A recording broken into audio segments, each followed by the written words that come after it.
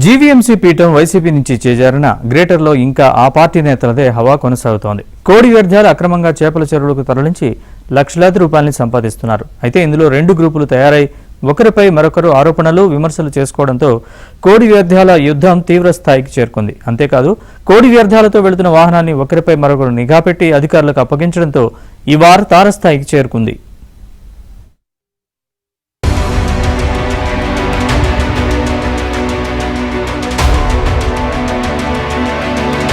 జీవీఎంసీలో అప్పుడు ఇప్పుడు వైసీపీ నేతలదే ఆడింది ఆట పాడింది పాట అన్నట్లు సాగుతోంది.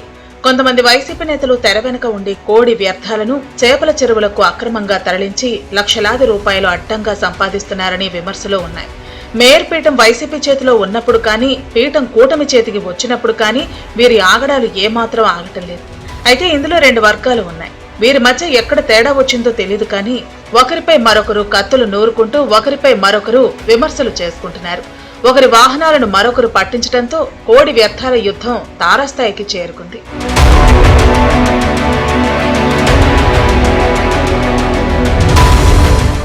మహావిశాఖ నగరపాలక సంస్థలో కోళ్ల వ్యర్థాల సేకరణ అంశం తీవ్ర వివాదాస్పదమవుతోంది. చికెన్ వ్యర్థాల సేకరణకు జోన్ల వారీగా గతంలో పిలిచిన టెండర్లను జీవీఎంసీ అధికారులు నెల రోజుల కిందట రద్దు చేశారు. దీంతో కాంట్రాక్టర్లు కోర్టుకు వెళ్లడంతో స్టే విధించారు. దీంతో గత కాంట్రాక్టర్లు యథావిధిగా చికెన్ దుకాణాల నుంచి వ్యర్థాలను సేకరిస్తున్నారు. వైసీపీకి చెందిన చోటా నేత పేరుతో కొందరు కోళ్ల వ్యర్థాలను వాహనాలతో సేకరించడం ఆరంభించారు.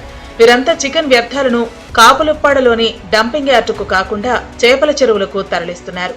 రెండు గ్రూపుల మధ్య విభేదాల నేపథ్యంలో ఒకరి వాహనాలను మరొకరు పట్టుకుని అధికారులకు అప్పగిస్తున్నారు.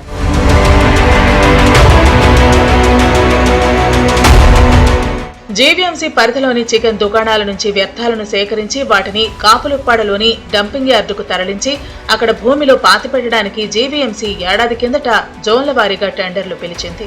అయితే చికెన్ వ్యర్థాలకు చేపల చెరువుల నిర్వాహకుల నుంచి భారీగా డిమాండ్ ఉంది.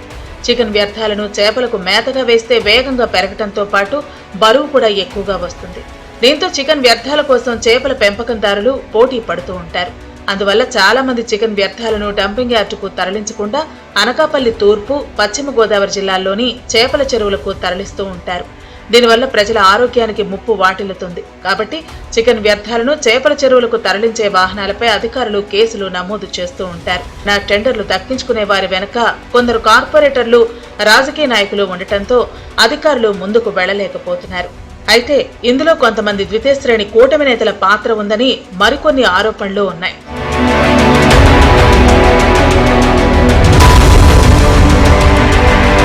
టెండర్లను రద్దు చేస్తూ జీవీఎంసీ అధికారులు జారీ చేసిన ఉత్తర్వులపై కోర్టు స్టే విధించడంతో పాత కాంట్రాక్టర్లే యథావిధిగా తమ జోన్ల పరిధిలో కోళ్ల వ్యర్థాలను సేకరిస్తున్నారు.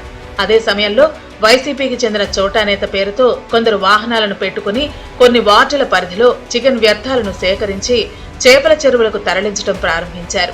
దీనికోసం కొందరు కార్పొరేటర్లతో పాటు జీవీఎంసీ అధికారులు కూడా తమకు సహకరించేలా ప్రసన్నం చేసుకున్నారనే ఆరోపణలు వెల్లువెత్తుతున్నాయి. ఈ నేపథ్యంలో ఇరు వర్గాల వారు ఒకరిపై ఒకరు నిఘా పెట్టి కోళ్ల వ్యర్థాలను చేపల చెరువులకు తరలించే వాహనాలను పట్టుకుని సమీప